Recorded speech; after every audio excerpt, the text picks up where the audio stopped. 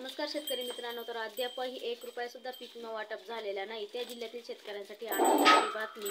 तर त्या जिल्ह्यातील शेतकऱ्यांच्या खात्यावरती आज दुपारपासून पीक विमा हा जमा होण्यास सुरुवात झालेली आहे। तर त्यामध्ये 34 जिल्ह्यांचा अपडेट समोर आलेला आहे। तर त्या 34 जिल्ह्यामध्ये किती शेतकऱ्यांच्या खात्यावरती हा पीक विमा वितरित केला जाणार आहे, हेक्टरी किती मिळणार आहे आणि कोणत्या पिकासाठी मिळणार आहे, याची सविस्तर अपडेट आज आपण आपल्या व्हिडिओच्या माध्यमातून बघणार आहोत। त्यापूर्वी तुम्ही चॅनलवर नवीन असाल तर असे शेतीचे नवनवीन व्हिडिओ बघण्यासाठी चॅनलला सबस्क्राईब करा। व्हिडिओ कुठे स्किप करू नका।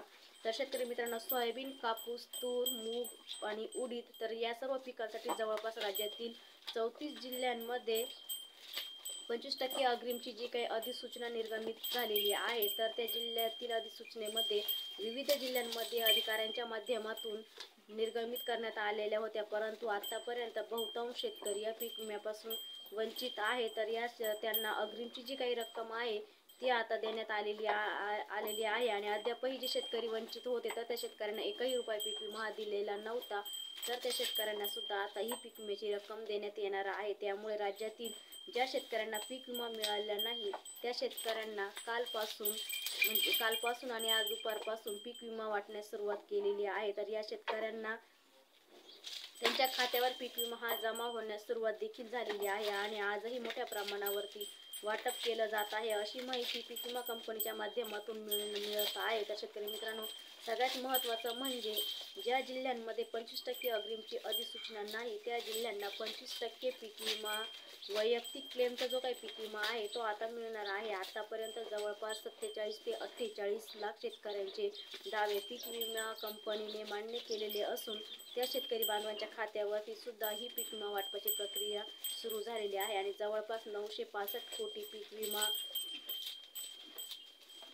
जो आहे तो पीक विम्याचं वितरण हे आतापर्यंत झालेलं आहे। तर 2000 कोटींपेक्षा जास्तीचा निधी जो आहे तो खरीप हंगाम 2023च्या वाटपासाठी पीक विमा कंपनीच्या माध्यमातून मान्यता देखील देण्यात आलेली आहे आणि एकंदरीतपणे राज्य सरकारच्या माध्यमातून जे काही पहिल्या टप्प्यातील अनुदान होते ते 3050 कोटी रुपये पीक विमा कंपन्यांना राज्य हिस्सा अनुदान म्हणून वितरित करण्यात आलेला आहे आणि एकंदरीतपणे खरीप हंगाम 2023च्या पीक विम्याकरता राज्य सरकारचं जे काही अनुदान आहे ते 8000 कोटींपेक्षा जास्तीचं आहे। तर शेतकरी मित्रांनो, एकंदरीतपणे 25% अग्रिमचा जो काही मार्ग आहे तो आता पीक विम्याचा मोकळा झालेला आहे। तर त्याचबरोबर राज्य शासनाच्या माध्यमातून 3050 कोटी रुपये पीक विमा जो आहे तो कंपन्यांना वितरित करण्यात आलेला आहे आणि त्याचमुळे पीक विम्याचं वाटप जे काही आहे ते जलद गतीने करण्यास सुरुवात झालेली आहे।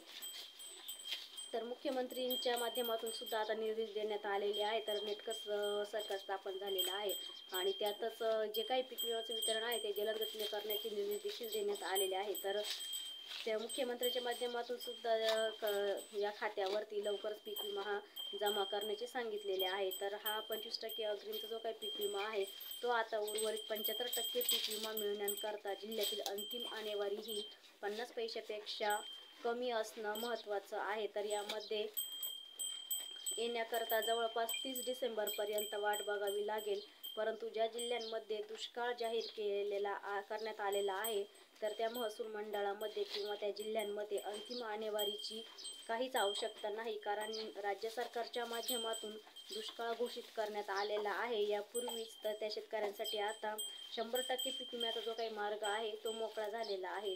तर कंपनीच्या किती पीक विमा जमा करते हे पाहणे सुद्धा महत्त्वाचे आहे, पण त्या जिल्ह्यातील दुष्काळ हा जाहीर झालेला असून महसूल मंडळामध्ये कोणत्याही प्रकारची अट लावण्यात येणार नाही, म्हणजे शेतकऱ्यांना क्लेम सुद्धा करण्याची गरज नाही। सरसकट जो काही पीक विमा आहे तो मिळण्यास सुरुवात झालेली आहे।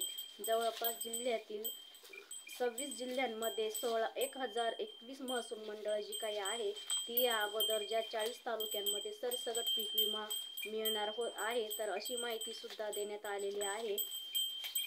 तर शेतकरी मित्रांनो, या व्हिडिओच्या माध्यमातून खरीप हंगाम 2024चा जो काही पीक विमा संदर्भाचं महत्त्वाचं असं अपडेट होतं तर ते आपण या व्हिडिओच्या माध्यमातून बघितलेलं आहे। तर व्हिडिओ कसा वाटला कमेंटमध्ये नक्की सांगा।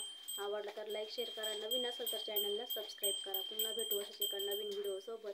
तोपर्यंत सर्वांना धन्यवाद।